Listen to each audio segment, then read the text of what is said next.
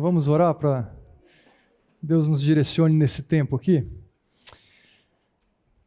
Pai, louvado seja o Teu nome, pela Tua graça, pela Tua bondade, pelo Teu amor, pelo sustento que vem do Senhor. Louvado seja o Senhor mais uma vez pela alegria que temos de sermos Teus filhos e de podermos ter acesso ao Senhor, de ter acesso à Tua palavra, de conhecermos a Tua vontade, os Teus propósitos para a nossa vida. Abençoe-nos ao longo desta manhã, com os nossos desafios de aprendizado, abra os nossos olhos, para que possamos compreender, para que possamos perceber, ó Deus, a riqueza do que o Senhor tem para nos ensinar. Nós precisamos do Senhor para isso, Pai. Usa-nos como instrumento nas Tuas mãos neste processo. Usa a vida dos nossos irmãos aqui, uns nas vidas dos outros, para que possamos ser edificados e cresçamos juntos. Essa é a nossa oração, ó Pai, em nome de Jesus. Amém. Ok, estamos caminhando e o meu propósito hoje é fechar o capítulo 1 com vocês, conforme o nosso cronograminha ali. Eu não vou passar toda a proposta aqui dos nossos objetivos, isso vai estar disponível, eu coloco em toda a aula para que no site fique disponível para vocês. Então, se você entrar no site da igreja, o material já está disponível ali, você pode acessá-lo. Tá? Uma rápida recapitulação sobre semana passada. Tá? Nós nos gastamos um tempinho olhando um pouco sobre a saudação inicial de Paulo, a maneira como ele cumprimenta aquela igreja, um padrão que ele repete em várias cartas, com similaridades, mas também com algumas diferenças bem sutis, a maneira como ele deseja, né, dessa graça de Deus para a igreja. Depois ele entra já num tempo de oração pela igreja. Os versículos iniciais ele gasta um tempo fazendo isso. Então a primeira parte dos versículos ali, a primeira oração que ele faz é uma oração de gratidão por aquilo que ele tem visto, por aquilo, na verdade, que ele tem ouvido falar sobre aquela igreja, sobre o crescimento daquela igreja, sobre a fé daquela igreja, sobre a maneira como o evangelho chegou até aquela igreja. Então uma oração, expressão de gratidão que Paulo coloca ali. A segunda é uma oração de petição. Tá? Então, ao mesmo tempo que ele agradece pelo crescimento, agradece pela maneira como a igreja está caminhando, ele também ora por isso, pelo desenvolvimento dessa igreja, pelos desafios que poderiam haver, mas de uma maneira especial, por todo o conhecimento, para que entendam a vontade de Deus. Então, essa é a oração de petição do apóstolo Paulo. E a gente gastou um tempinho no final mostrando um pouco dessa maneira como Paulo trabalha, mesmo na carta de Colossenses, a gente podendo perceber isso. Tem outros textos que foram usados, que Paulo ele tem uma teoria, ele fala sobre oração, ele nos estimula a orarmos em todo o tempo, de várias maneiras, mas ele não fica somente numa teoria e mandar o rebanho fazer, mas ele pratica. Então, na carta, ao lermos e atentarmos para essa oração de gratidão e também de petição, a gente percebe Paulo exercitando a oração na sua vida. Tá? Isso aqui é basicamente a saudação que nós olhamos, tá? Graça, paz da parte de Deus, nosso Pai, do Senhor Jesus Cristo. E aqui foi um pouco do trecho que nós falamos sobre oração, tá? Onde fica evidente que de fato Paulo estava orando. Tá? Quando nós oramos por vocês, depois ali não deixamos de orar por vocês, essas duas ideias de gratidão e depois petição que aparecem aqui, tá? Essas duas observações aqui. Então está aqui quando Paulo fala a teoria dele, como, quanto, quando, e mostrando exatamente a prática também dele, como, quanto. Então você pode explorar, se você perdeu, esse material está no site, você pode estudar sozinho, explorando o texto também. E uma das frases, só relembrando aqui que eu projetei aqui para nós, é que a oração é uma expressão dos nossos valores e das nossas prioridades. E a ausência dela também reflete o mesmo. É o que é prioridade na minha vida ou não, a maneira que eu me relaciono com Deus ou não, o que significa falar com Deus para mim ou não. Então, foi uma das frases que nós projetamos aqui. E esse slide especificamente, eu só usei o primeiro mostrando que Paulo ora por aqueles para quem ele escreve, mas ele também, em alguns momentos, pede para que orem pela vida dele. Deixei como tarefa de casa vocês gastarem um tempo lendo, percebendo essa presença da maneira de Paulo lidar, não só orando, mas também entendendo que ele também, como instrumento de Deus, como servo, era alguém que precisava das orações daqueles irmãos por quem ele também orava e com quem ele sabia que podia contar.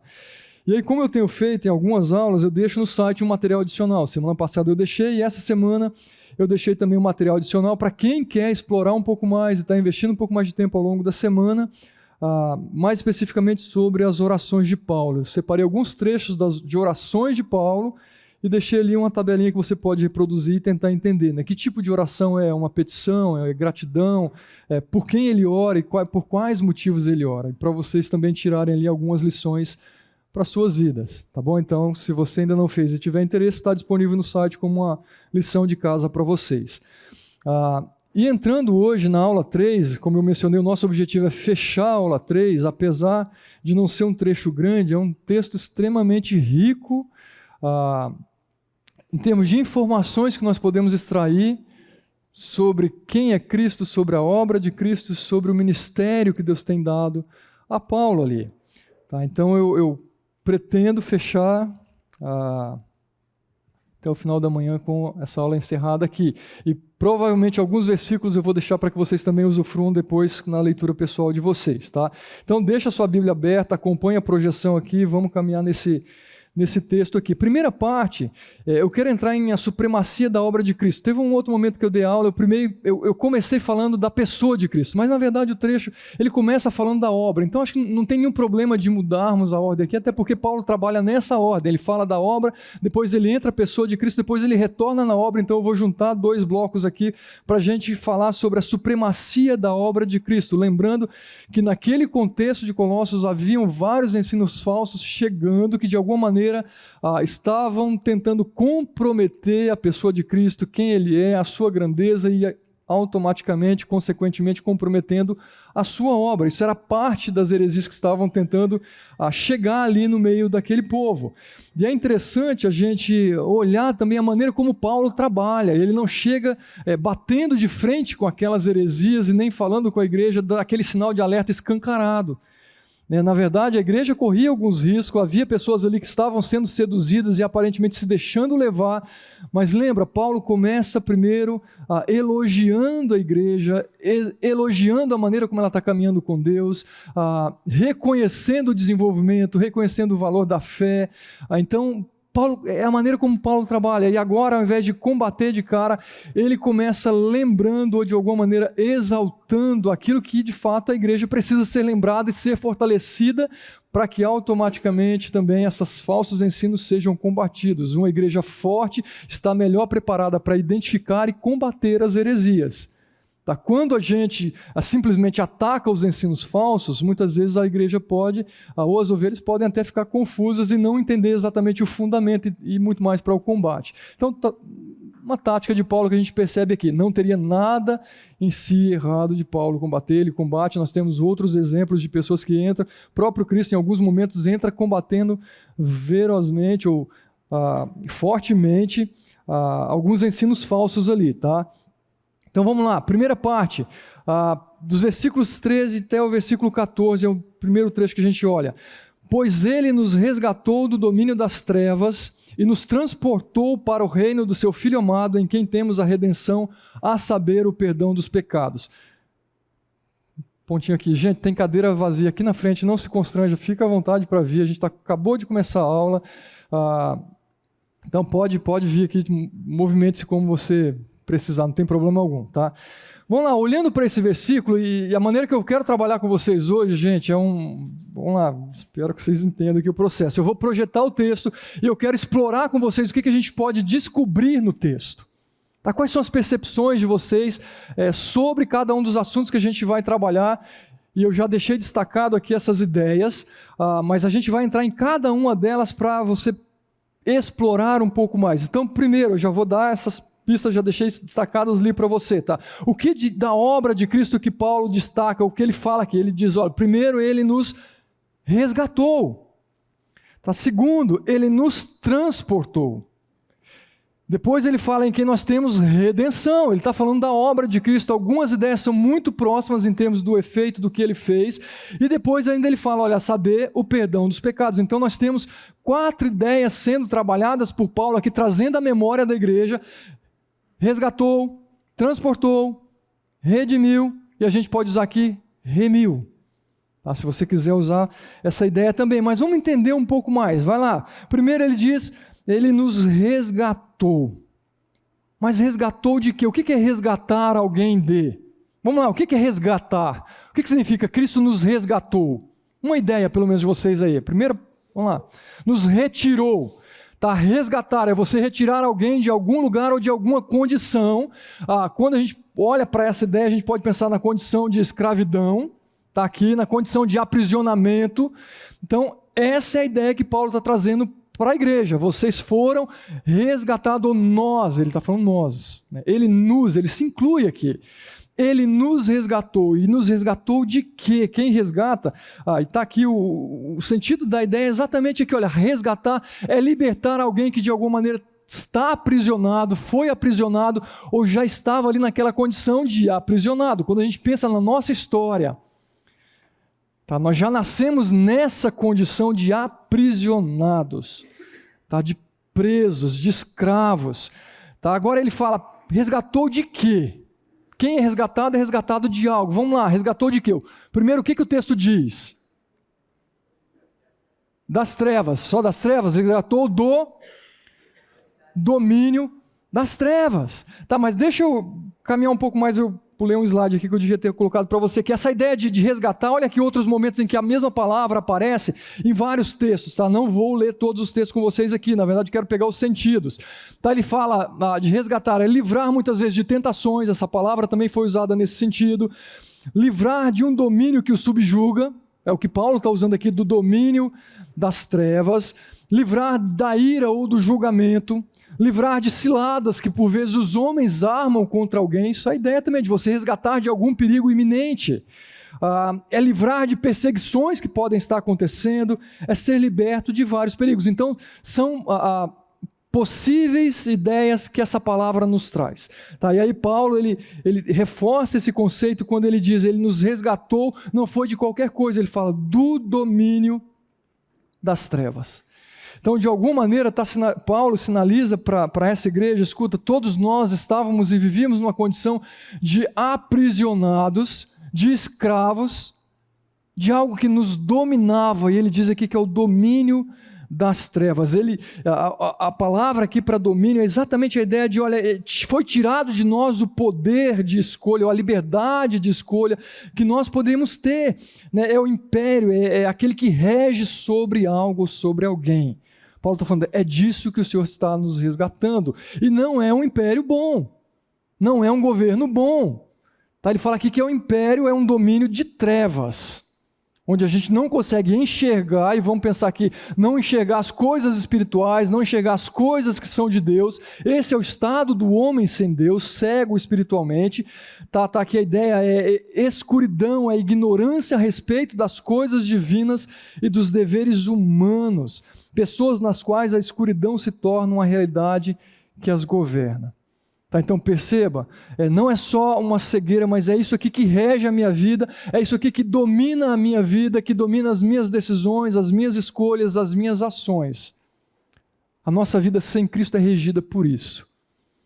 Tá, não significa que eu serei o cara mais imoral, eu posso me envolver, pode ser isso, mas ele está falando, olha, separação total de Deus, eu posso ter um bom caráter no padrão dos homens. Eu posso ser uma pessoa aparentemente boa, mesmo sendo cego, sendo dominado pelas trevas, mas ele está falando da minha condição de espiritualmente morto, cego, não enxergamos as coisas de Deus, se não houver uma ação de Deus. Tá? Então tenha isso em mente. E essa ideia de domínio das trevas é um texto que nos faz lembrar que 1 João 5,19, esse mundo pertence a quem? Ou quem domina esse mundo? Esse mundo jaz no maligno. Tá, é isso aqui que 1 João capítulo 5,19 nos diz, olha, sabemos que somos de Deus e que o mundo inteiro jaz no maligno. Ele já está colocando aqui, olha, nós somos dele. Está falando para um público que já foi resgatado, agora o mundo inteiro jaz, o mundo inteiro está sob o domínio. Isso não significa, entenda, não significa que o fato do mundo estar sob o domínio do inimigo, não significa que não está o que foge do domínio divino, de maneira alguma. Tudo isso está sob o controle, soberano sempre, sempre, sobre tudo e sobre todos. Mas esse sistema está sendo regido, governado por Satanás, ok? Textos que talvez nos ajudem mais nessa ideia. Efésios 5:8, olha o que Paulo diz: porque outrora vocês eram trevas. Olha que interessante, ele não fala que nós somente estávamos na condição de trevas. Não estávamos somente vivendo num ambiente de trevas. Ele diz, vocês eram trevas. Tá?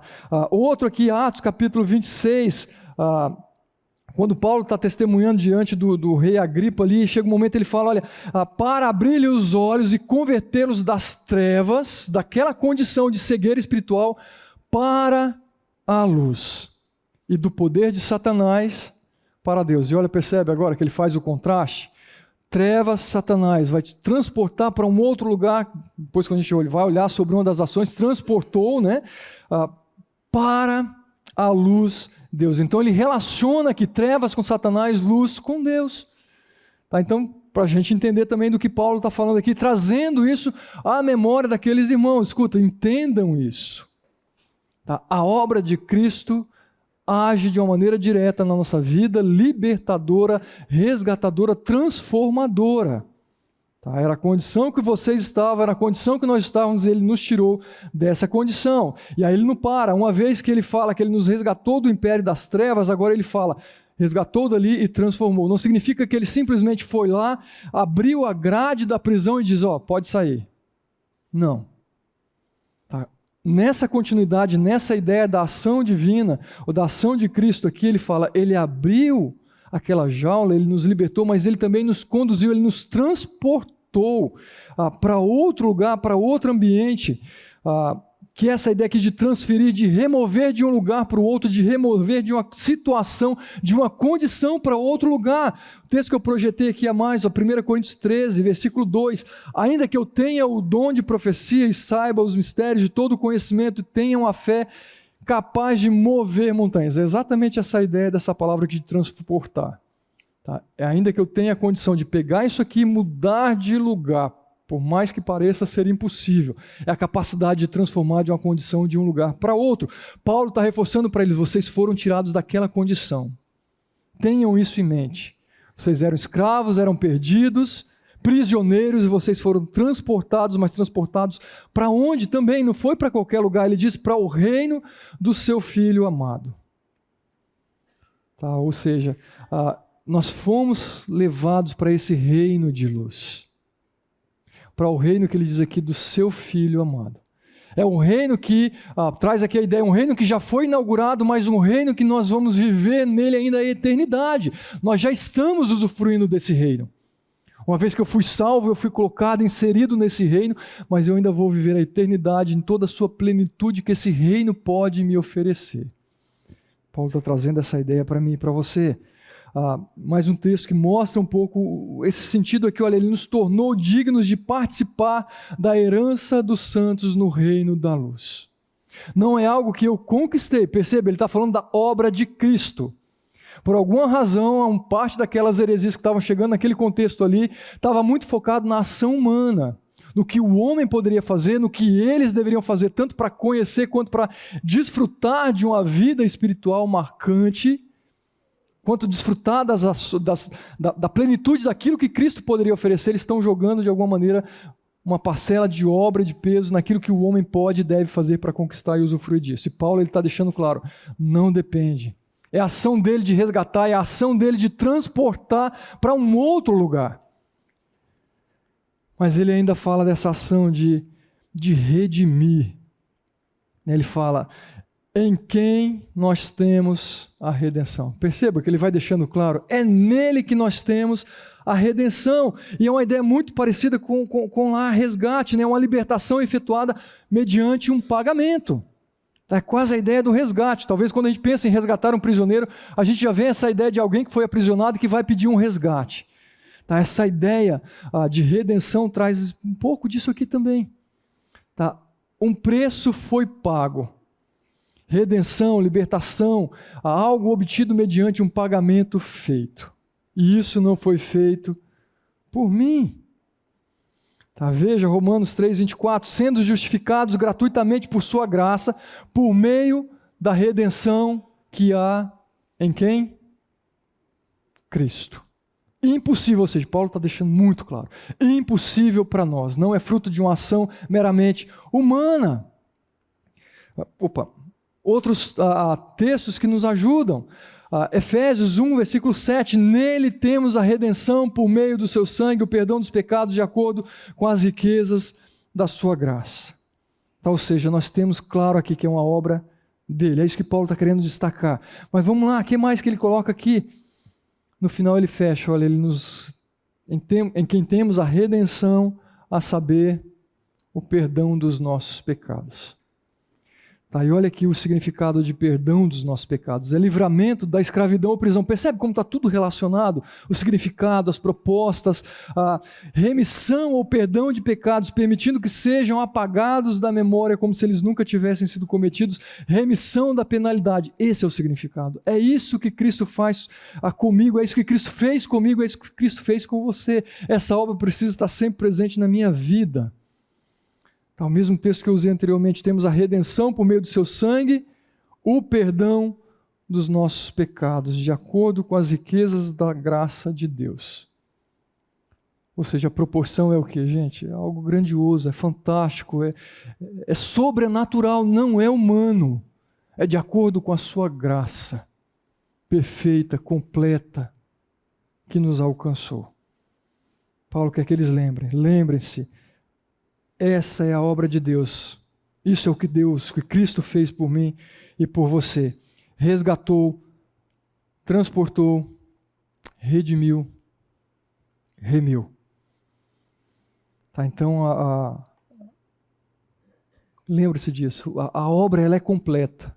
Não houve um abrir, como eu mencionei, não houve um abrir a jaula, se vira, não há um relembrar e ficar trazendo a memória sempre, olha, você fez isso, uma vez pago, está pago, uma vez confessado, perdoado, está perdoado.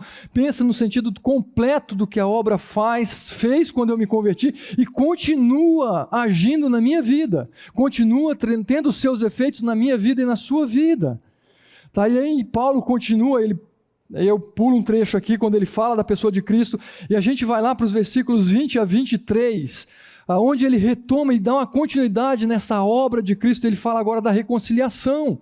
Observe aí, e por meio dele, a reconciliar-se consigo todas as coisas, tanto as que estão na terra quanto as que estão no céu, estabelecendo a paz pelo seu sangue derramado na cruz. Antes, vocês estavam separados de Deus, em suas mentes eram inimigos por causa do mau procedimento de vocês. Mas agora Ele os reconciliou pelo corpo físico de Cristo, mediante a morte, para apresentá-los diante dele santos, inculpáveis e livres de qualquer acusação. Desde que continuem alicerçados e firmes na fé, sem que se afastem da esperança do Evangelho que vocês ouviram e que tem sido proclamado a todos os que estão debaixo do céu. Esse é o evangelho do qual eu, Paulo, me tornei ministro. Percebe? Ele fala da obra, ele fala de Cristo e agora ele volta na obra dando uma ênfase, mais um aspecto dessa obra de Cristo na vida daquela igreja e na nossa vida. Mas há vários aspectos que eu quero ressaltar com você nesse trecho aqui. Primeiro, vamos lá, é a obra em si. Ele fala reconciliar-se consigo todas as coisas. Eu vou só destacar no texto, depois eu vou passando com vocês como eu fiz anteriormente aqui. Tá? Então, o primeiro destaque que eu quero dar está aqui. Tá? Paulo aponta claramente, algo foi feito. Mas ele não só fala da obra, mas ele também fala de algo que eu vou chamar aqui de a necessidade. Ele fala do que Cristo fez, mas ele nos faz lembrar da condição que nós estávamos. Anteriormente ele fala, estávamos sob o domínio das trevas. Agora ele dá um destaque diferente. Ele diz, antes vocês estavam separados, antes vocês eram inimigos. Tá?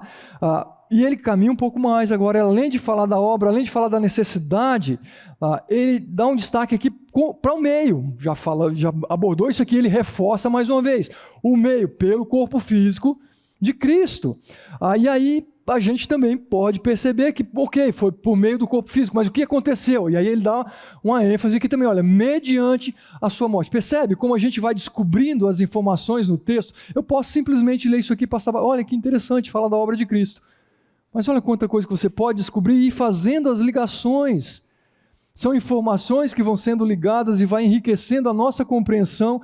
E aí, mais uma vez, a nossa oração tem que ser, Senhor, abre os meus olhos para eu perceber a riqueza da Tua palavra, para eu compreender a riqueza daquilo que o Senhor deixou para me ensinar, para me doutrinar, para me exortar.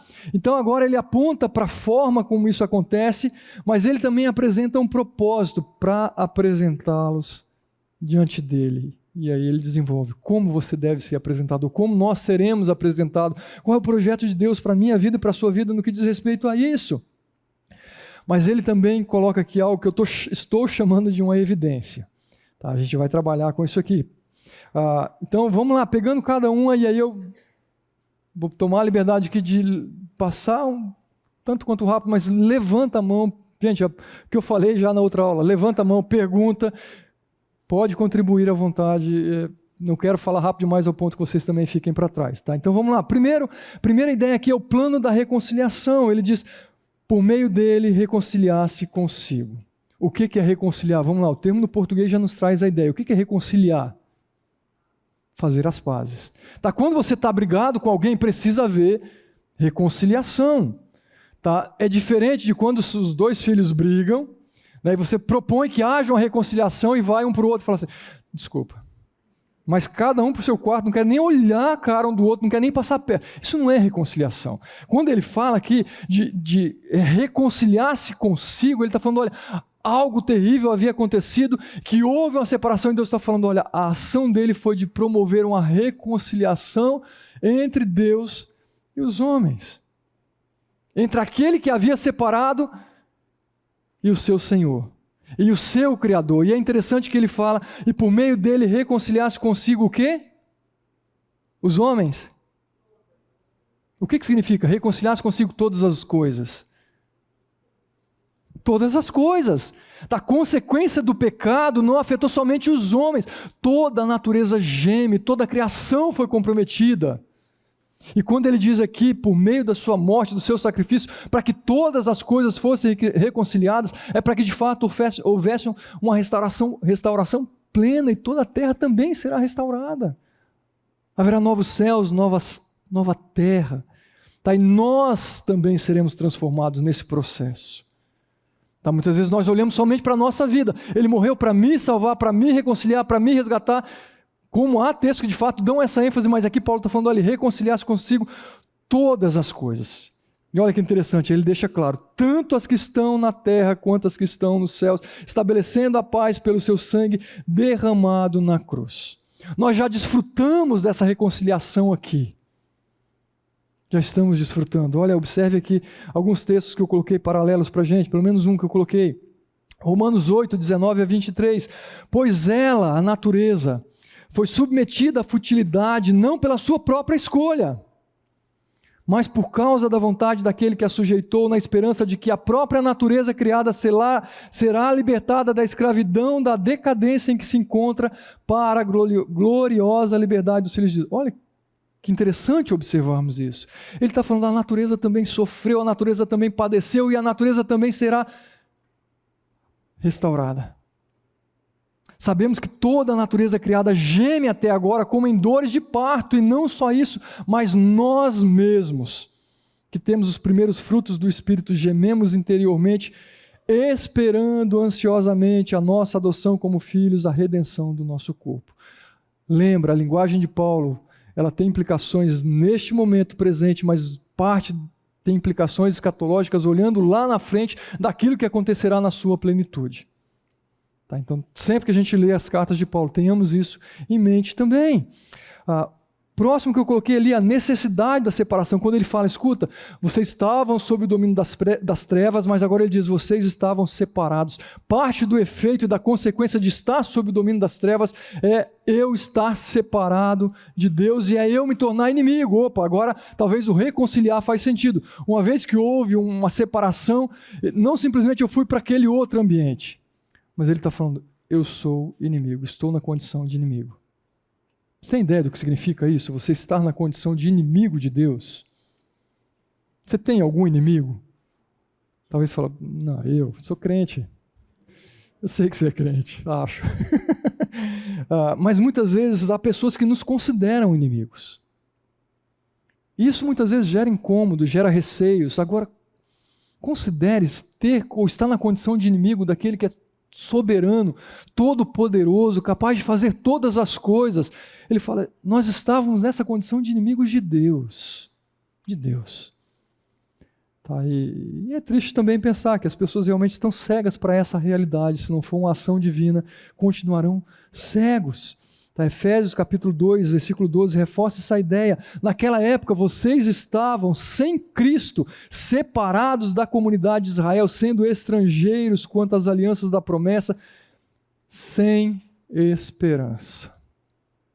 Sem Deus no mundo. Essa era a nossa realidade. 5:10, Romanos. Se quando éramos inimigos de Deus, fomos reconciliados com Ele mediante a morte do seu Filho, quanto mais agora, tendo sido reconciliados, seremos salvos por sua vida. Estou enfatizando por que houve a necessidade desse resgate, por que houve a necessidade da morte, por que houve a necessidade dessa reconciliação. Gente, é o Evangelho. Percebe? Paulo está lembrando para eles do Evangelho que chegou até eles. Esse é o Evangelho. De alguma maneira, Paulo está querendo deixar claro, olha, se chegar em vocês algum ensino diferente disso aqui, rejeite. Rejeite. Se você está levando o Evangelho, enquanto você está pregando o Cristo, anunciando o Cristo, diferente desse, corrija imediatamente. Se você aceitou um Evangelho diferente desse, corrija imediatamente. Ou peça para que Deus corrija imediatamente. Precisamos ter a noção exata, evidente na minha mente e no meu coração de quem eu era. Lembra, acho que não sei se eu falei na primeira aula na semana passada, isso não depende de em que berço você nasceu. Isso não depende de quantos anos você viveu na igreja e cresceu na igreja. Não, é a condição que todos nós estávamos. Você nunca foi melhor do que o outro por ter crescido no contexto da igreja. Sempre tão pecador quanto, sempre tão inimigo quanto, sempre tão debaixo do domínio das trevas quanto qualquer outro homem sem Deus. Independente das suas ações. Essa era a condição. Todos nós, isso tem que estar vivo o tempo todo na nossa mente. E aí ele reforça o meio, né? Quando ele começa no versículo 20, ele diz, e por meio dele reconciliasse, então ele já aponta para Cristo aqui, tá? Por meio de Cristo reconciliasse, depois ele fala, né, estabelecendo a paz pelo seu sangue derramado na cruz, pelo corpo físico de Cristo. Paulo, ele é redundante? Sim. Porque ele sabia dos perigos que aquela igreja estava correndo.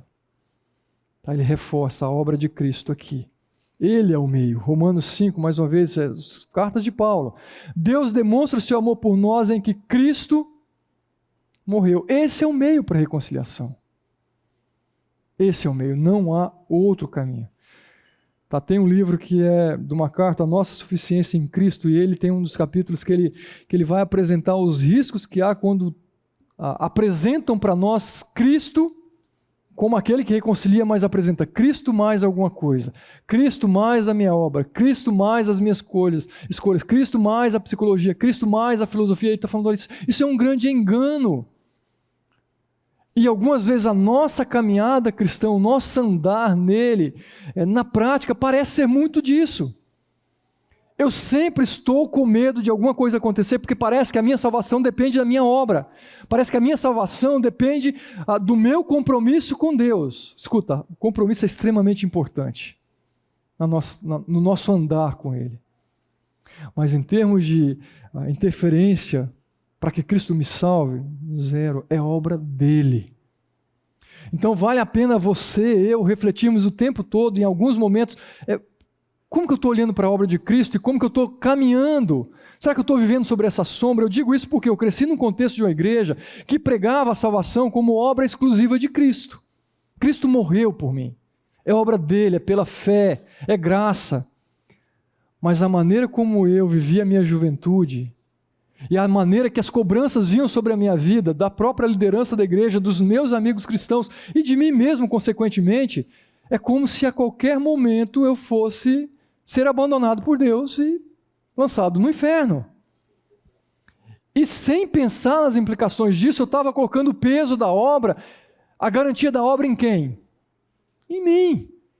Na maneira como eu estava vivendo. Escuta, a maneira como eu vivo é extremamente importante. Paulo está enfatizando isso aqui também. Andai nele. Mas eu preciso separar bem essas coisas aqui, esse sentido dessas questões ou as implicações disso para a minha vida prática. Efésios 2, ele é a nossa paz. Mais para baixo ele diz, por meio da cruz pela qual ele destruiu aquela inimizade. A inimizade que havia entre o homem e Deus, ele está falando, houve um tratado de paz aqui, houve uma reconciliação. Esse é o meio, é ele, exclusivamente ele. Hebreus 9 também reforça essa ideia, de fato, segundo a lei, quase todas as coisas são purificadas com sangue. E sem derramamento de sangue não há perdão. E vamos caminhar aqui agora um pouco mais. O método. Agora ele diz, reconciliou pelo corpo físico de Cristo mediante a morte. A morte de Cristo era necessária, esse sacrifício era necessário. Não havia outro meio. Mais uma vez, plano de salvação na cabeça de vocês. Fábio, já conhecemos o plano de salvação. Vamos lembrar. É isso que Paulo está fazendo. Não é porque eu conheço que eu não vou ler, que eu não vou ser lembrado disso. Romanos 5:8. Se eu perguntasse, muitos de vocês poderiam citar de cor. Deus demonstra seu amor por nós em que Cristo morreu. Houve alguém que pagou o preço, sabe, aquele resgate. Está aqui o preço pago. Talvez alguns falem, não custou nada para mim, custou caro para alguém. O Filho que foi enviado, o Filho de Deus, é o próprio Cristo, que assumiu o nosso lugar em nosso favor, e ele deixa claro, quando não merecíamos. 1 Pedro 2, ele fala, ele levou em seu corpo, os nossos pecados sobre o madeiro. E ainda eu quero caminhar com vocês aqui para o propósito. Ele diz, para apresentá-los diante dele, santos, inculpáveis e livres de qualquer acusação. Nós temos diante de nós, mais uma vez, percebe aqui implicações para o presente, mas também um olhar lá no futuro. Nós temos diante de nós um acusador que está o tempo todo apontando, mostrando as nossas falhas. Mas Cristo está falando, Paulo está falando, há um objetivo dessa obra para a minha vida, é apresentar você, apresentar a mim diante dele, santo, inculpável, livre de qualquer acusação. Quando eu leio um texto como esse, me vem à mente o Antigo Testamento. Como que os sacrifícios deveriam ser levados ali no tabernáculo? Como deveriam ser apresentados no altar? Oi, Fernanda. Sim.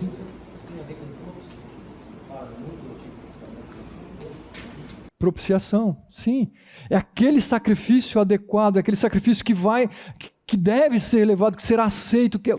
E qual era o tipo de sacrifício que Deus queria? É o perfeito, é o sem mácula. Esse foi o sacrifício oferecido, a morte de Cristo, lembrando aqui para a gente. E ele está falando, é o objetivo dele apresentá-los. Apresentá-los quem? Apresentá-los quem? Nós, você, a mim, aquela igreja. Ele está falando, apresentar vocês diante dele, santos, inculpáveis e livres de qualquer acusação. Essa ideia ecoa nas cartas de Paulo. Observe Efésios capítulo 1, versículo 4. Porque Deus nos escolheu nele antes da criação do mundo para sermos santos e irrepreensíveis. Observe, posição, sou santo, já enfatizei isso, mas eu fui chamado e preciso caminhar em uma vida de santidade. Há um projeto de Deus de me apresentar santo, inculpável, irrepreensível na sua presença. E olha que maravilhoso, Romanos 8, 1. E depois versículo 33, portanto agora já não há condenação, está pago, fomos libertos para aqueles que estão em Cristo Jesus. Quem fará alguma acusação contra os escolhidos de Deus? É Deus quem nos justifica, é obra dele.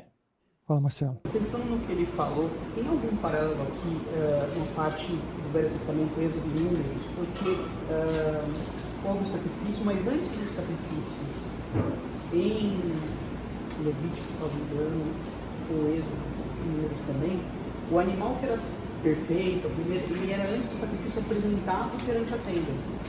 Em Números, quando for escolher os 70 líderes para ajudar aquele povo, eles se purificaram e antes de fazer o sacrifício eles foram apresentados perante a tenda. Essa apresentação perante o Senhor tem algum paralelo? Marcelo, acredito que podemos fazer o paralelo sim, uma vez que o sacrifício, tá, ele deveria... desculpa, se eu não repetir na íntegra, você me corrige aqui, Marcelo. Marcelo perguntou o seguinte, se há algum paralelo entre esse apresentar o sacrifício como a maneira que o sacrifício também aconteceu no Antigo Testamento, de muitas vezes ter que ser apresentado para os sacerdotes e depois então oferecido. Tá? Quase que se passasse ali por um processo, vou considerar que está de avaliação, ver se é um sacrifício que pode ser levado, que pode ser ofertado, para então ser oferecido. E me lembro aqui também de próprio Malaquias, a crítica e a maneira como o profeta, vamos lá, dar as bordoadas ali, porque alguns estavam chegando com sacrifício para o sacerdote, apresentando o seu sacrifício de que maneira? Animais com defeito. Então, Deus está falando, vocês apresentam isso aqui, querem que eu aceite, então... Tem um paralelo sim, podemos fazer, e aqui está falando, olha, vocês vão ser apresentados, e ao apresentar esse sacrifício, ele tem que ser puro, ele tem que ser santo, ele tem que ser irrepreensível. Em Cristo nós somos assim. E aí, mais uma vez, a implicação prática para hoje é, a minha caminhada eu tenho que lutar para que isso também aconteça, para que eu viva uma vida santa, pura, irrepreensível, para que esse sacrifício, conforme Romanos 12, versículos 1, 2, que está sendo oferecido diariamente para Deus, ele também seja esse tipo de sacrifício. Tá? E quem avalia se esse sacrifício também é aprovado ou não é aquele que conhece muito mais do que o pastor, muito mais do que o seu líder de coinonia, muito mais do que um amigo cristão. É ele quem olha para nós e sabe exatamente da nossa condição. Então tem um paralelo que pode ser feito sim, Marcelo, aqui. Caminhando aqui um pouquinho mais, Efésios 5, 27, apresentá-la a si mesmo como igreja gloriosa, sem mancha, sem ruga ou coisa semelhante, mas santa e inculpável. Então a gente percebe essa aplicação e essa ideia para nós como indivíduos, e agora a gente percebe um projeto também para a igreja como corpo de Cristo. Tá? Deus olhando para nós. Eu vou avançar só mais um slide e dou um intervalo para a gente aqui. No livro do Swindoll, né, de Paulo, ele diz o seguinte, a conversão de uma alma é um milagre de um momento, a fabricação de um santo é tarefa de uma vida inteira. Posso ter usado essa mesma frase aqui na primeira aula, quando eu falei de Paulo, mas é interessante a gente olhar que está esse processo aqui. Tá, nós já fomos feitos santos, nós já fomos libertos, tá, fomos reconciliados, mas Paulo mesmo, em Romanos 6, ele fala, escuta, toma cuidado para você não voltar àquela condição de dominado pelo pecado. Toma cuidado para você não voltar para aquela condição de escravo. Você foi liberto. Mas por causa das nossas escolhas, eu posso, voluntariamente, de uma maneira triste, me colocar novamente, mesmo sendo salvo, entendam isso, me colocar a uma condição de uma vida de escravo dos pecados, escravos das minhas vontades. Gente, quando eu me submeto a isso aqui, eu quase que estou falando para Deus, eu estou com saudade daquela vida de dominado pelas trevas, de inimigo do Senhor. A gente tem que estar atento para isso. Não podemos nos deixar ser dominados. A nossa carne vai inclinar para isso. Eu fui liberto, mas está aqui, a natureza continua guerreando contra o meu coração, contra as minhas vontades, contra a vontade de Deus para a minha vida. E aí eu tenho uma responsabilidade enorme mesmo, na minha caminhada com Deus. Não tenho responsabilidade na minha salvação, graça. Mas em termos de santidade e de conduta, eu vou ser cobrado claramente disso. Vamos para o nosso intervalo, depois a gente continua aqui, tá bom? Vamos voltar um pouco para a parte como Paulo finaliza essa questão da obra de Cristo.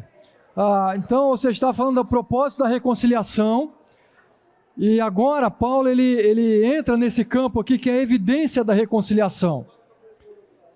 Tá? Ele diz agora aqui, olha, desde que vocês continuem alicerçados e firmes na fé, sem se afastarem da esperança do Evangelho, que vocês ouviram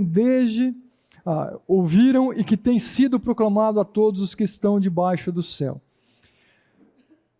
Escuta, Paulo não está condicionando, isso é importante reforçar aqui, não está condicionando o efeito da obra a eles continuarem alicerçados. mas ele está trazendo um alerta que o continuar e permanecer e lutar para que continuem alicerçados, isso aparece mais para frente em Colossenses também, a maneira como ele quer que a igreja continue caminhando, isso aqui vai evidenciar se essa obra de fato foi compreendida por você, se você de fato foi adotado, se você de fato foi reconciliado, ou se você está vivendo uma vida do engano.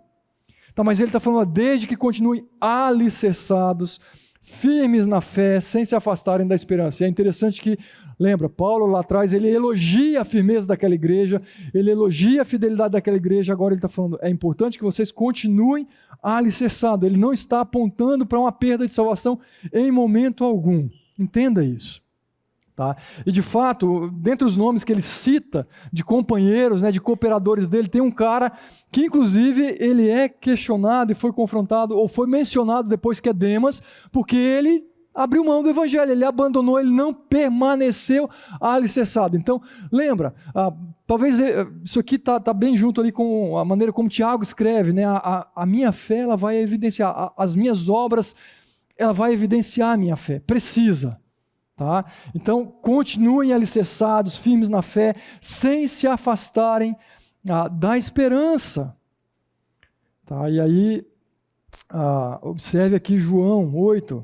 Disse Jesus aos judeus que haviam crido nele: se vocês permanecerem firmes na minha palavra, verdadeiramente serão os meus discípulos. Então, de alguma maneira, Jesus está falando, olha, dentre aqueles que estavam seguindo, haviam vários que tinham falado, aparentemente tinham crido, mas ele está falando, olha, muitos de vocês não creram.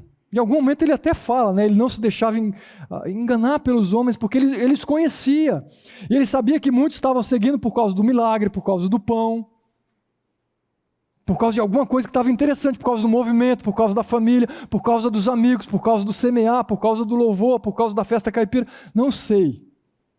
Mas são várias coisas, mas não Cristo. Cristo é apenas um elemento.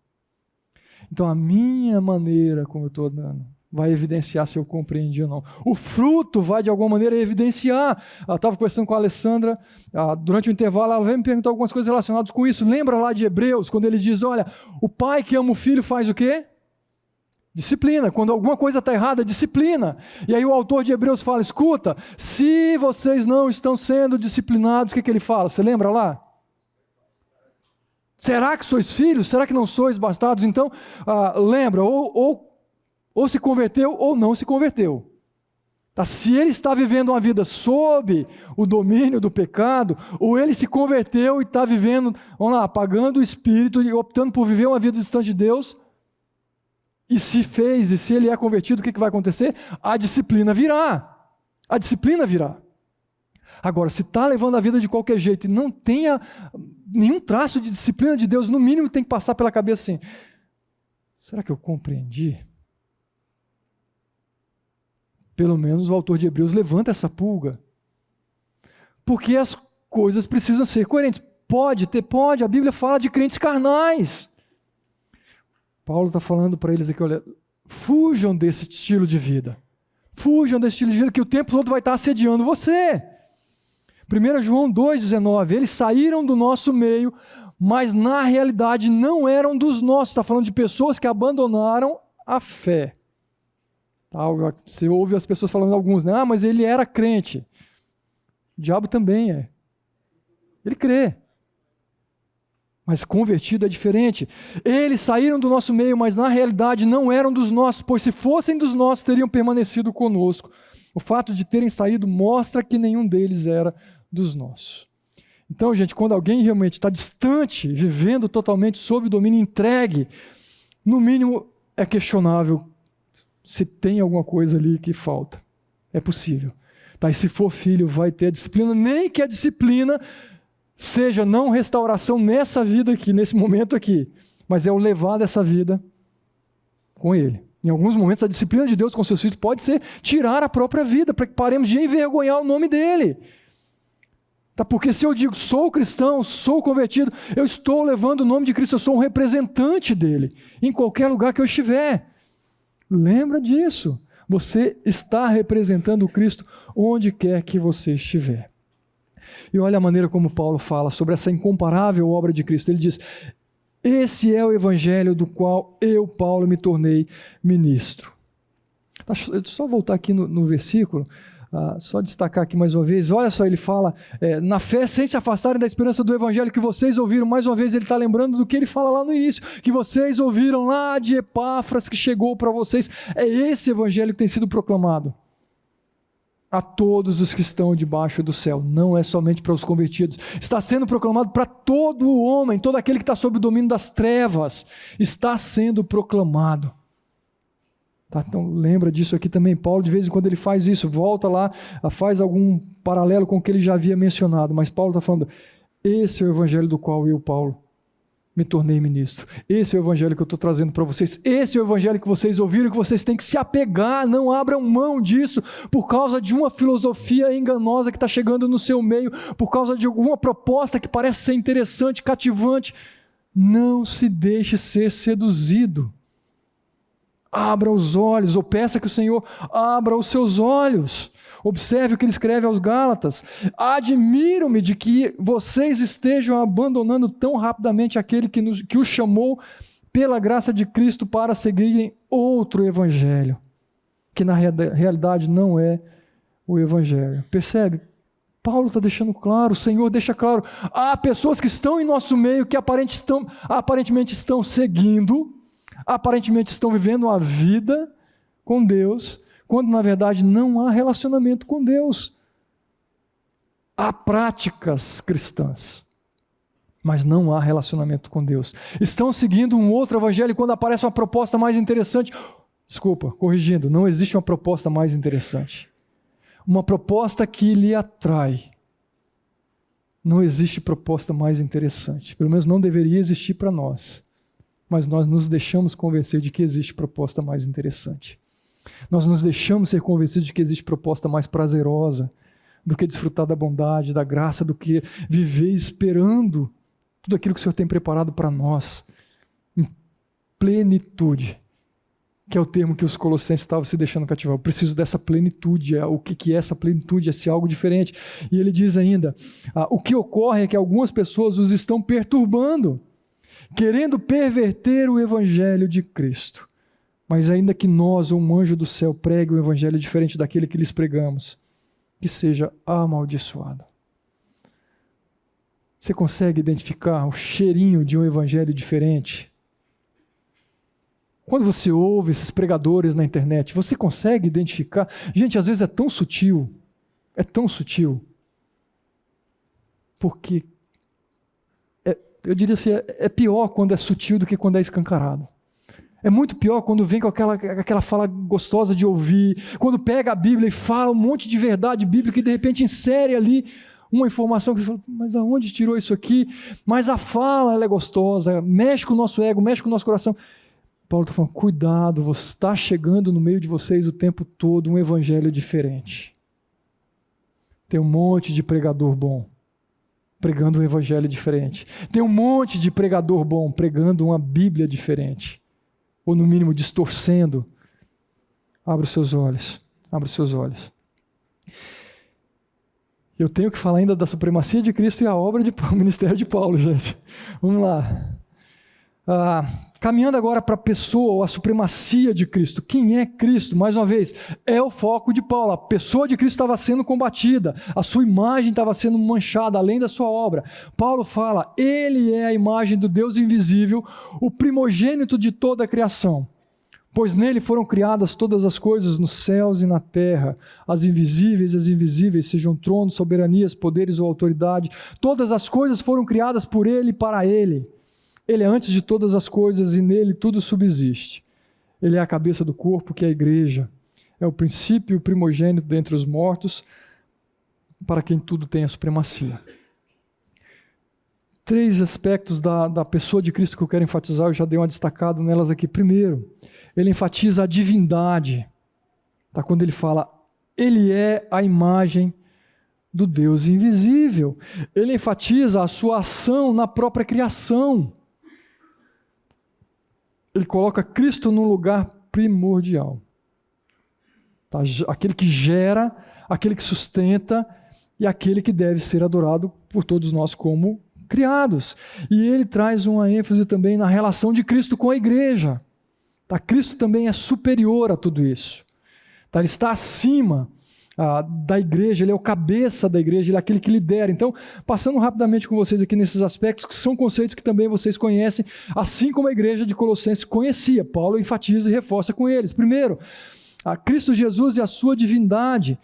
O Deus desta era cegou o entendimento dos descrentes para que não vejam a luz do evangelho da glória de Cristo, que é a imagem de Deus. Lembra? Ele diz... Ele é a imagem do Deus invisível. Quando a gente lê essa ideia, né, a imagem de Deus, o que você lembra, talvez, inicialmente? O que vem à sua mente? Alguém falou Gênesis, eu não identifiquei quem que é aqui, mas provavelmente na minha mente vem Gênesis. Quem foi criado a imagem de Deus ali? O homem. Só que se a gente fizer somente um paralelo como esse, a gente corre no risco de ensinar uma heresia de que Cristo foi gerado, criado. Não, ele está falando, olha, ele é a imagem, ele não está falando que ele foi criado, ele é a imagem do Deus invisível. Nós fomos criados à imagem desse Deus, nós fomos criados à imagem e semelhança de Deus, mas Paulo está dizendo, ele é a imagem de Deus invisível, o primogênito de toda a criação. Então é isso que a gente percebe, que quando ele diz, não vejam a luz, foram cegos, né, no seu entendimento, para que não percebessem a luz do evangelho da glória de Cristo, que é a imagem de Deus, ele é o próprio Deus. Observe que outros textos que eu coloquei, 2 Coríntios 4, versículo 4, é o mesmo texto, acho que eu fiz repetido aqui, João 10, versículo 30, eu e o Pai somos um. Então ele reforça aqui essa ideia de que, olha, somos iguais em essência, temos poder, somos soberanos, majestosos, dignos de toda a glória, de toda a adoração. Esse é Cristo. Ele não é menor que Deus, ele não é um homem colocado numa posição diferente por causa de um grande conhecimento, por causa de alguns poderes sobrenaturais. Plenamente Deus, totalmente Deus. Precisamos lembrar disso claramente para nós. Eu e o Pai somos um. Observe aqui João 14, versículos 8 e 9. Jesus, ele não é a cópia de Deus. Disse Filipe, Senhor, mostra-nos o Pai, e isso nos basta. E Jesus respondeu, você não me conhece, Filipe? Mesmo depois de eu ter estado com você durante tanto tempo, quem me vê, vê o Pai. Como você pode dizer, mostra-nos o Pai? Então o próprio Jesus, mais uma vez, evocando para si essa autoridade, essa posição de Deus. Escuta, nós somos, em essência, Deus. Você quer ver Deus? Você está vendo. Olhe para mim, olhe para as minhas ações. Me conheça, ande comigo, viva comigo. Ele é a imagem do Deus invisível, a exata expressão do seu ser. Um outro igual, o próprio Deus. Hebreus 1:3, obrigado aqui. Quem quer saber como é Deus, considere atentamente a pessoa de Jesus Cristo. Isso aqui é uma citação do Russell Shedd no comentário dele de Colossenses, um livretinho chamado Andai Nele. Ele diz, observe Deus, ou observe Cristo, o seu amor e a sua indignação, a sua misericórdia, mas também a sua denúncia dos hipócritas, a sua humildade, mas também a sua majestade, a sua atitude de servo, mas também o seu senhorio, os vários aspectos, seja da sua grandeza como Deus, ou da maneira como ele se sujeitou a viver como servo, sendo humilhado, como homem como nós, encarnado, ele se sujeitou também a viver a imagem e semelhança de Deus. Quando eu penso nessa forma, limitada, entenda, limitada não é que ele se sujeitou a viver nessa condição. Em momento algum ele perdeu um dos seus poderes e atributos, em momento algum. Mas ele se sujeitou a viver como um homem que padecia dores, sofrimentos, sujeitou-se a depender do Espírito atuando na sua vida para fazer milagres, a orar, buscando de Deus, a fazer a sua vontade do Pai. Oi, Rafael. Terminei a ideia. Pode falar. Como você vê nessa passagem 15 até o 19, a ideia de ele estar colocando Jesus Cristo talvez como a razão suprema da criação do universo? Para vocês todos ouviram, como que a gente vê uma aparência de colocar Cristo como a razão, você falou razão suprema? Ter sido criado em função dele Então vamos lá, aqui ele está de alguma maneira, o Rafael, enfatizando essa divindade de Cristo. Quem criou o mundo? No princípio criou Deus, céus e terra. Quem que sustenta? Deus. Tá? E esse mundo deve viver para voltar para quem? Próprio Deus. Então ele está trazendo Cristo para esse momento, e aí quando eu olho para isso aqui, ele fala que nele foram criados, nele quem? Está falando de Cristo. Nele foram criadas todas as coisas. Então a gente percebe também que a eternidade presente na vida de Cristo. Ele não foi criado como nós. Ele não foi criado como toda a criação foi criada. Ele é o agente, ele é o meio, ele estava presente lá. Então isso, de alguma maneira, nos faz lembrar dessa divindade, dessa soberania de Cristo também como um participante em todo o processo da criação. Tá? Antes de qualquer ideia de criação, o primeiro plano é ele e a missão dele. Sim. Sim, ou seja, mesmo pensando lá, né, toda obra, inclusive a obra de redenção, já foi projetada lá desde o início. Tá? Seja na sua soberania, na sua presciência. Então tudo isso aqui está mostrando que, olha, Cristo tem que ser exaltado, Cristo tem que ser reconhecido. Vou lembrar aqui, João 1, tá aqui. Então, tudo que vocês falaram aqui, total sentido. Vamos lembrar aqui o que vocês estão mencionando. Tá? Jesus, ele é a expressão visível do Deus invisível, ou seja, o Deus é encarnado. Eu consigo ver, eu consigo tocar, pensando aquela nos apóstolos, tá? E eles estão falando, olha, olhem para mim, caminhem comigo. Jesus falando, você está vendo o próprio Deus. Tá? O Filho é o resplendor da glória de Deus, é a expressão exata do seu ser. Hebreus capítulo 1, versículo 3. Então, pegando essa ideia agora da criação que o Rafael trouxe para a gente, né? Primogênito de toda a criação, pois nele foram criadas todas as coisas nos céus, na terra, as visíveis e invisíveis, sejam tronos, soberanias, poderes, autoridades. Percebe? Ele está pegando aquele pacote completo. Céus e terra, se alguma coisa foi criada, ou na verdade tudo que foi criado, veio dele e é para ele. Tá? Ele é antes de todas as coisas. Lembra? Não foi criado, não foi gerado antes de todas. Ele é antes de todas as coisas. E aí alguns textos, algumas ideias do Hendricks, num comentário dele, ele diz o seguinte: aquele a quem pertence o direito e a dignidade do primogênito em relação a toda a criatura, ou seja, a sua pré-existência, né? Ele existe antes da criação, a sua singularidade, ele é superior a toda e qualquer criação, ele é distinto de toda a criação, não há nada igual, não há nada a se equiparar a ele. Por mais belo, por mais grandioso que seja, nem um anjo, nem um demônio, nada. Nada.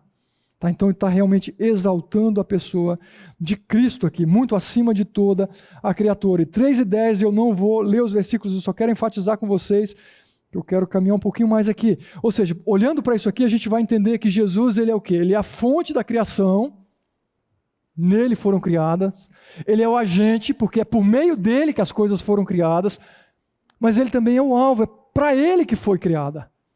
Tá? Essa é a ênfase que está sendo dada aqui. Então, lição de casa de vocês, lê os versículos que vão apoiar essas ideias de Gênesis, de João, capítulo 1. Tá? No princípio era aquele que era a palavra, ele estava com Deus, ele era Deus. Estou lendo isso porque vocês mencionaram que todas as coisas foram feitas por intermédio dele. Está falando de Cristo. Tá? Então isso mostra essa supremacia, mostra a quem ele é. Está sempre presente, sempre existiu, por mais que tenha sido gerado sobrenaturalmente numa virgem, e aí a gente pode falar o gerado como homem, tá? Mas sempre existiu, sempre, Deus eterno. Tá? Então está aí outros textos, e o Salmo 19 é um dos textos que eu gosto muito, que fala sobre esse alvo da criação. Né? Os céus declaram a glória de Deus, o firmamento proclama a obra das suas mãos, e outros textos que nos mostram para isso aí. Fala, Fernando.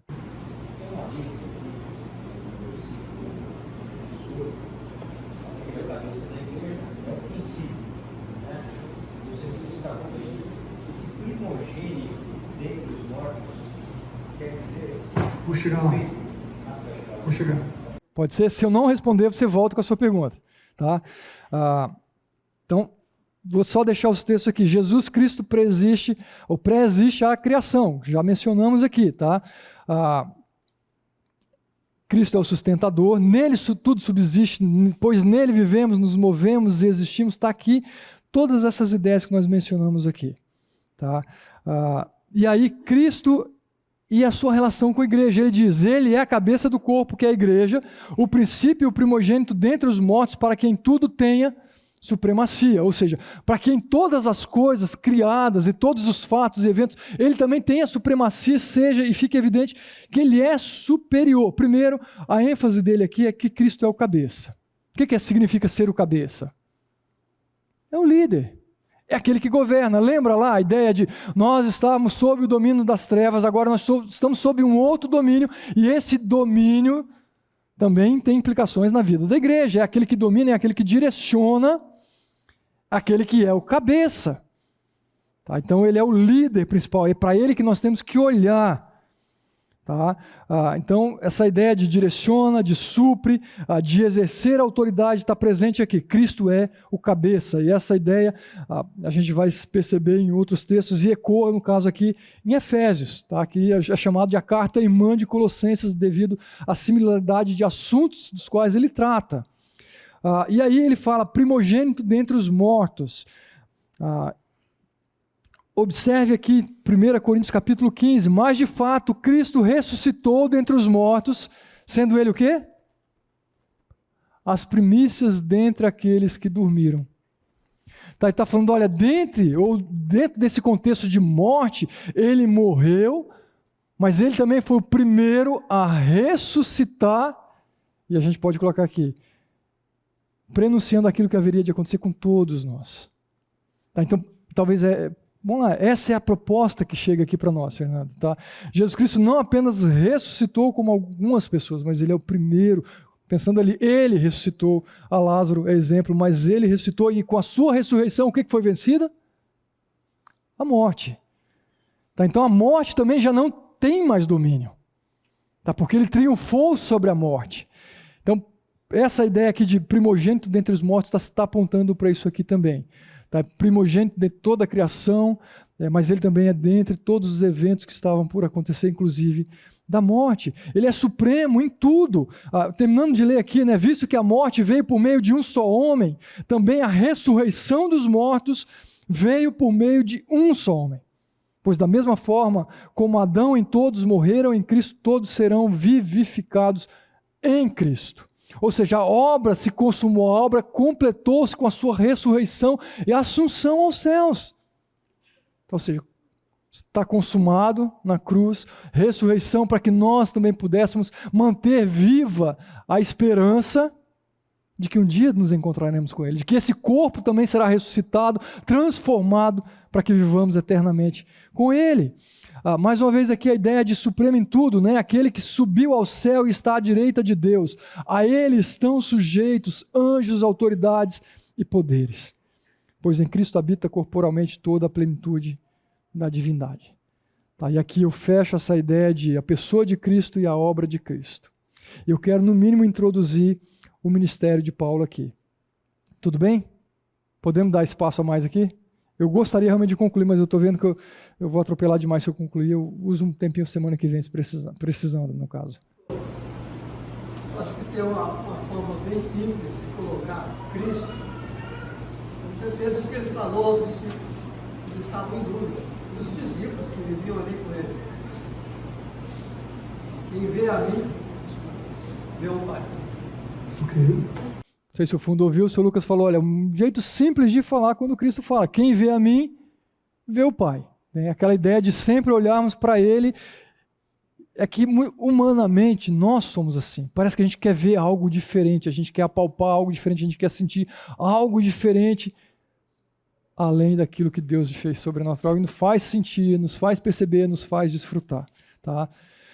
O ministério aprovado. Então vamos lá, Colossenses 1, 24 a 29. Paulo diz, agora eu me alegro em meus sofrimentos por vocês e completo no meu corpo o que resta das aflições de Cristo em favor do seu corpo, que é a igreja.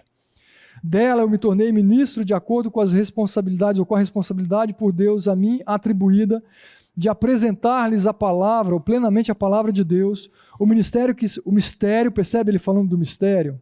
O mistério que esteve oculto durante as épocas e gerações que é o que a igreja de Colossenses estava buscando. Eu quero conhecer esse mistério. E olha o que ele diz: mas que agora foi manifestado aos seus santos. A ele quis Deus dar a conhecer entre os gentios a gloriosa riqueza deste mistério que é Cristo em vocês, a esperança da glória. Nós o proclamamos advertindo e ensinando a cada um com toda sabedoria, a fim de que apresentemos todo o homem perfeito em Cristo. Para isso eu me esforço lutando conforme a sua força que atua poderosamente em mim. Antes de eu trazer aqui suas percepções, o que você descobre sobre o ministério proposto para Paulo, a maneira como ele lida com o ministério, o que o texto fala para você, para nós aqui? O que você descobre aqui? Um resumo da vida de Paulo. O que mais? Palavras ou termos que te chamem a atenção.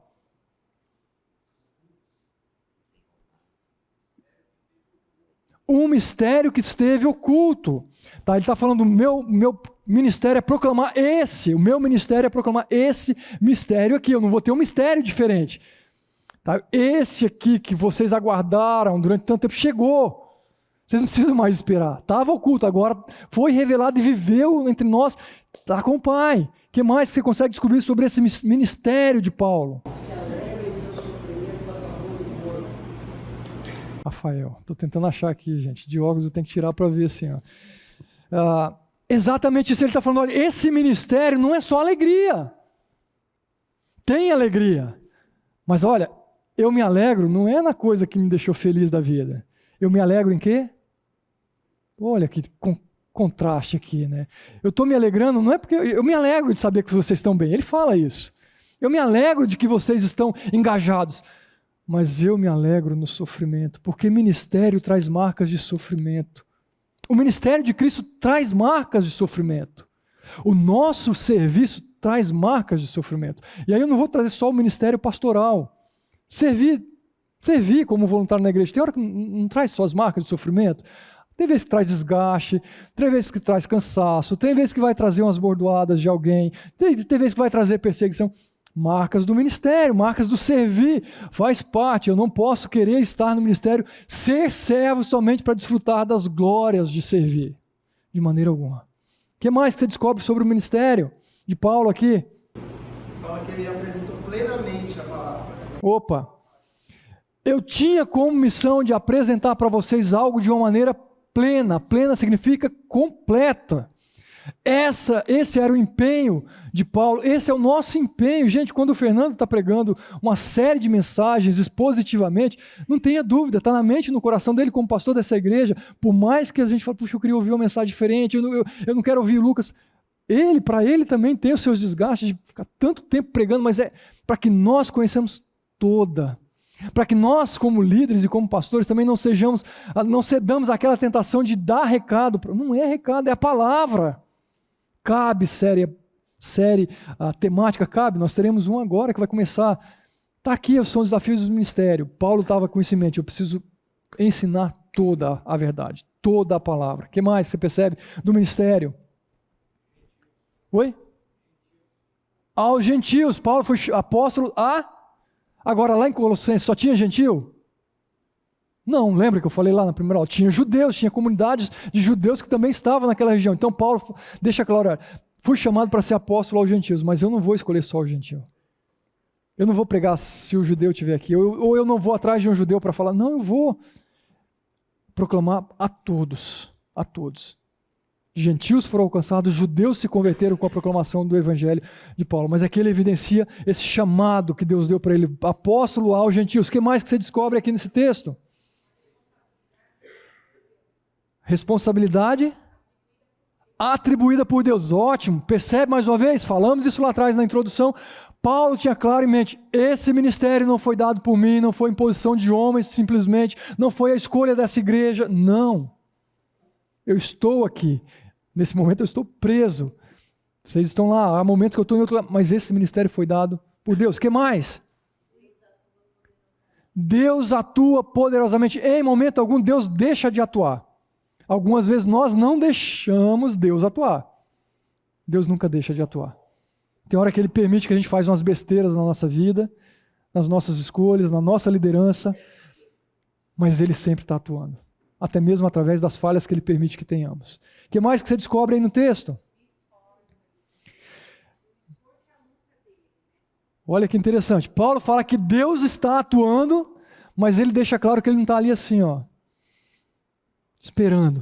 Ele está falando, há esforço, há dedicação, há dedicação. Gente, quantos líderes querem um ministério excelente sem trabalho? Sem esforço, sem dedicação, sem choro, sem colocar a mão na massa, sem estudar. Não vai. Graciosamente Deus pode. Mas a gente vê que Paulo está deixando a marca para a gente. Há esforço, há dedicação.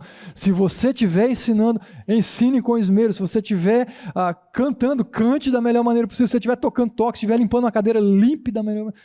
Com esforço, com dedicação. Se estiver de varar a noite fazendo um trabalho para o Senhor com excelência, vare a noite fazendo. O que mais que você descobre? Mais alguma pista? Alguma ideia? Nos apresentar, então a missão, a maneira como vai nos apresentar perfeitos. Alguém falou alguma coisa aqui que eu não peguei, quem foi? Na força do poder de Deus. Gente, olha que riqueza. Vocês já deram aula. É isso que a gente tem que fazer quando a gente está estudando a Bíblia. O que esse texto fala para mim? Eu não preciso ir direto comer na mão de um comentário. Ele ajuda, mas é maravilhoso quando vocês descobrem. Está aqui, ó, destaquei praticamente o que vocês falaram. Olha ali. Agora eu me alegro. Ele fala do Espírito, a maneira como ele trabalha, a maneira como ele serve. Ele fala do preço desse ministério. Ele fala da origem, não é meu, não é escolha minha simplesmente. Ele me fez cair do cavalo, ele me conduziu aí a tal fulano, ele me preparou, ele me deu essa responsabilidade. Ele fala da proposta. Para que eu estou no ministério? Não é para eu ser exaltado, não é para eu ser reconhecido, não é para eu ganhar um bom salário. Não é isso o ministério. Não é. Não é. Ele fala do tema desse ministério. É Cristo. É Cristo. Né? Tem muita gente falando, né? Tudo é sobre Ele. E é isso. É sobre Ele, tem que estar nele, é para Ele. É Cristo o centro. Não é o homem. Jamais. Jamais. O programa, nós o proclamamos advertindo e ensinando a meta, né, a fim de que apresentemos todo perfeito. E depois ele fala do poder de Deus. Então está aí o que vocês também colocaram. Não preparei enquanto vocês estavam falando. Vocês descobriram tudo isso. Tá, isso é fantástico. Então, como temos aqui 3 minutos, eu quero orar com vocês. Como tarefa de casa, e realmente para essa aula eu não tinha feito material adicional. Isso aqui vai ficar como material adicional. Semana que vem eu não vou gastar muito tempo, porque esse exercício que eu fiz, vocês podem fazer em casa sozinhos se quiserem, mas é pegar os textos paralelos que vão reforçar cada uma dessas ideias. Então você vai encontrar ali, ó, sobre essa origem do ministério. Está lá no capítulo 1 de Colossenses, você já vai perceber.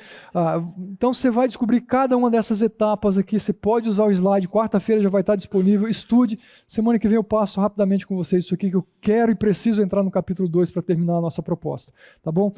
Alguma pergunta, alguma consideração até aqui? Temos 2 minutos para a gente orar e ouvir se tiver alguma consideração. Ok. Deixa eu orar com vocês. Se alguma coisa ficou meio obscura, assim, meio não entendi claro, eu vou ficar um tempinho aqui, fica à vontade para vir falar comigo, tá bom? Vamos orar?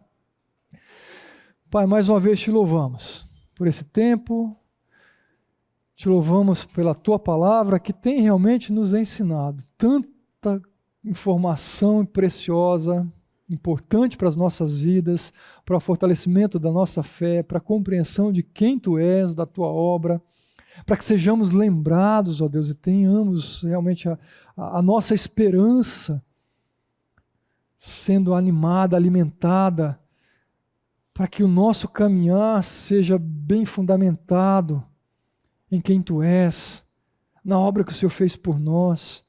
Te louvamos, ó Deus, porque o Senhor nos fez amigos do Senhor, o Senhor nos fez filhos do Senhor, o Senhor nos transportou para esse reino de luz.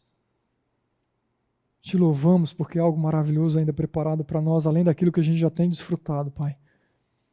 Da Tua doce presença, do Teu livramento, do Teu sustento, do Teu Santo Espírito agindo em nós. Obrigado por isso, obrigado por este dia. Abençoe-nos e conduza as nossas vidas de tal forma que realmente possamos viver essa vida santa, imaculada, irrepreensível, sendo apresentada para o Senhor o tempo todo como oferta, um aroma que chega de uma maneira agradável ao Senhor, que é a minha vida, que é a vida de cada um dos meus irmãos aqui. Nós oramos assim, ó Deus, em nome do Teu Filho amado Jesus Cristo.